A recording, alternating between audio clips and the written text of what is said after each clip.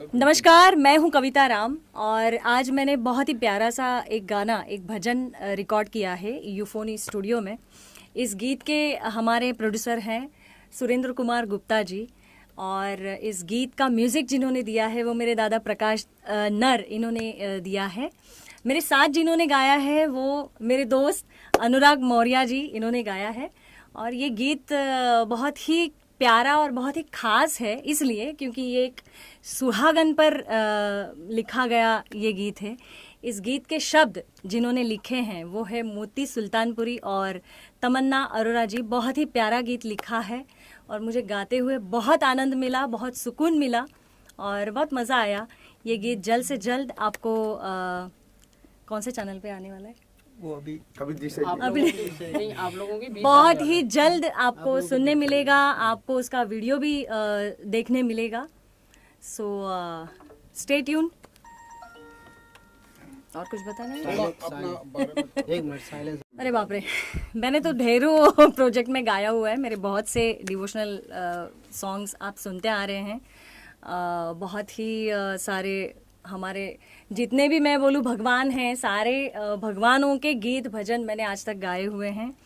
आप मुझे सुनते आ रहे हैं। इस गीत को भी आप उतना ही प्यार दें जितना मेरे बाकी के गानों को आप सबने दिया है।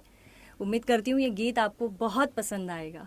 थोड़ा एक दो लाइन गाने के हो मेरी मांग सदा तेरी चुनरी के जैसी लाल रहे ओ माँ लाल रहे। इतना सावर दे कृपा तू कर दे मुझ पे सदा तेरी नजर रहे माँ, मुझ पे सदा तेरी नजर रहे। Thank you. नमस्कार, मैं हूं अनुराग मौर्य और आज हम लोगों ने यूफोनी स्टूडियो में एक बहुत ही खूबसूरत गीत माता का भजन रिकॉर्ड किया है। बहुत ही अच्छा इनिशिएटिव लिया है हमारे जो प्रोड्यूसर हैं सुरेंद्र कुमार गुप्ता जी।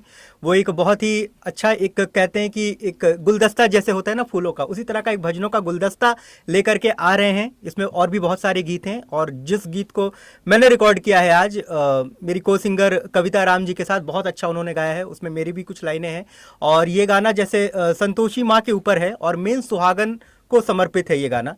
तो गाना रिकॉर्ड करके बहुत ही मज़ा आया और इसका संगीत जो दिया है वो मेरे मेंटर कह लीजिए, दादा कह लीजिए, प्रकाश जी नर ने। मैं उनके साथ में करीब 6 साल से एसोसिएट हूँ और आज उनके म्यूज़िक डायरेक्शन में ये गाना रिकॉर्ड करके बहुत मज़ा आया और मैं उम्मीद करता हूँ कि हम लोगों को गाते वक्त जितना आनंद आया है, जब ये गाना रिलीज़ होगा तो दर्शकों को भी सुनने में उतना ही आनंद आए।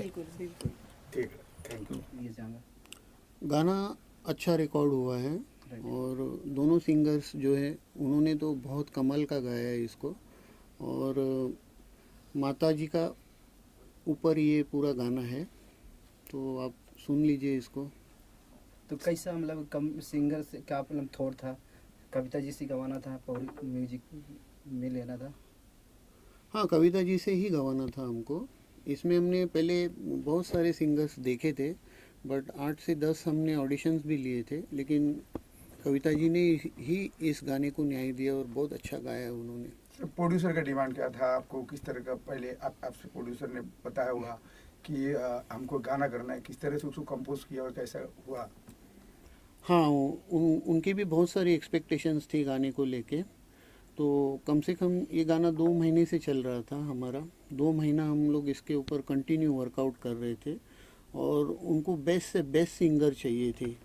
तो जब कविता जी का उन्होंने आवाज़ सुना तो उन्होंने ही डिसीजन लिया कि इनसे ही गवाते हैं हम, और मुझे भी उनसे ही गवाना था।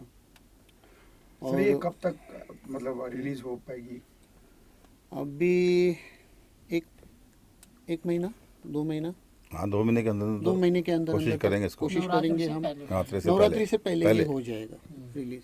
प्रकाश जी ऐसे बहुत 25-30 सालों से हैं, 30 सालों से इंडस्ट्री में काम कर रहा हूँ। सीरियल्स, फिल्म बहुत काम किया है, बहुत काम किया है। सीनियर हमारे दादा। सर आप बताइए कि आपने भजन का गाना जो रिकॉर्ड करने क्या क्या सोचा आपने? एक्चुअली बात ऐसे है कि मैं इस लाइन से बड़ी देर से जुड़ा हूँ, तो मुझे कोई सक्सेस मिल नहीं रही थी। तो मैंने सोचा यार माता जी से शुरू की जाए।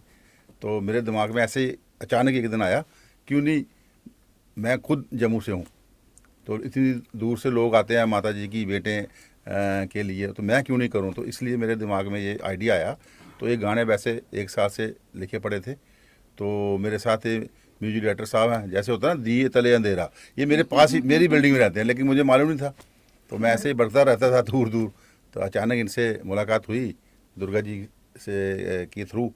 तो अभी हमारी कोशिश होगी कि ये दोनों गाने जब रिकॉर्ड हो जाएं तो जल्दी से जल्दी इसकी शूटिंग करके तो नवरात्रि से पहले हम इसको मार्केट में लाएंगे। अगर इससे हमें कामयाबी मिली तो हम आगे भी और गाने ऐसे रिकॉर्ड करते रहेंगे। सर, आप बेसिकली आपका बिजनेस क्या है और संगीत जगत में कैसे आना हुआ? देखो, मैं वैसे मुंबई से पिछले 30 साल से जुड़ा हूँ।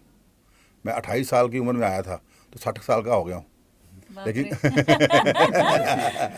क्या नहीं, लेकिन लगता है आप, सर। तो मैंने अपने आप को मेंटेन किया हुआ है। मेरी कोशिश है और मेरा एक हट है कि इस लाइन में एक बार कामयाबी हासिल करनी है।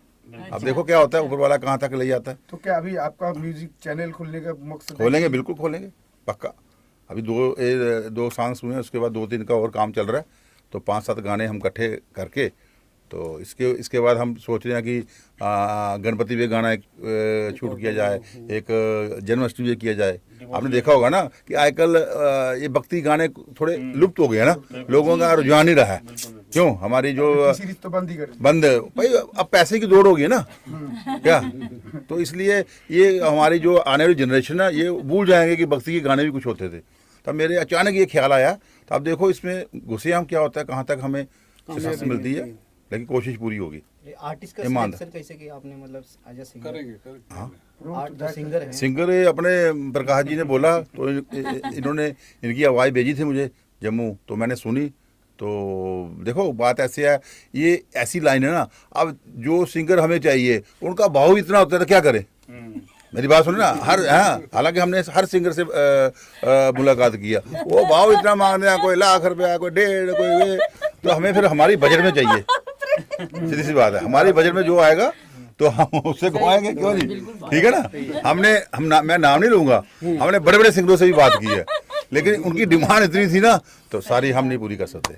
हमारी देखो, अभी तक दर्शकों को देखने को मिलेगा ये 2 महीने के आपसे वादा करते हैं, 2 महीने के अंदर नवरात्रि से पहले वीडियो शूट होगा यहाँ कोशिश करेंगे।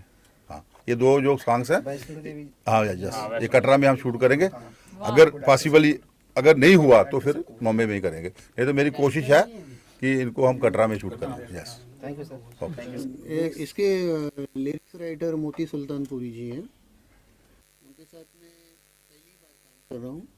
जानता हूँ उनको बहुत समय से था, लेकिन माता ने अभी मुलाकात करवाई और ये अच्छा बहुत उन्होंने गाना लिखा, मुझे भी बहुत पसंद आया। तो इस गाने से हमारा दोनों का एक मिलन भी हुआ है और आगे देखते हैं माता जी कहाँ तक हमारा तो सफर क्या ले जाती है। ये बस ये गाना सुने, इसको प्यार दे और एंजॉय करेगी, ऑडियंस इसको अच्छी तरह एंजॉय कर पाएगी ये गाने को, उतना कॉन्फिडेंस है मुझे अपने आप पर। Thank you. ये सुहागन के ऊपर गीत है ये। और क्या होता है, एक सुहाग का मतलब क्या होता है ना। और ये भी इसमें हमें प्रूव करना चाहिए था कि समाज के अंदर एक सुहाग जिंदा है तो उसके लिए वो एक कवच है ना। तो ये सुहागन को लेके हमने जैसे अपना नवरात्र आता है या करवा चौथ आता है, तो इस तरह से ये भजन हमारा हमेशा चलता रहे। और जिस तरह जय जय संतोषी माता अजर अमर हुआ, और उसी तरह ये भी सॉन्ग अजर अमर रहेगा।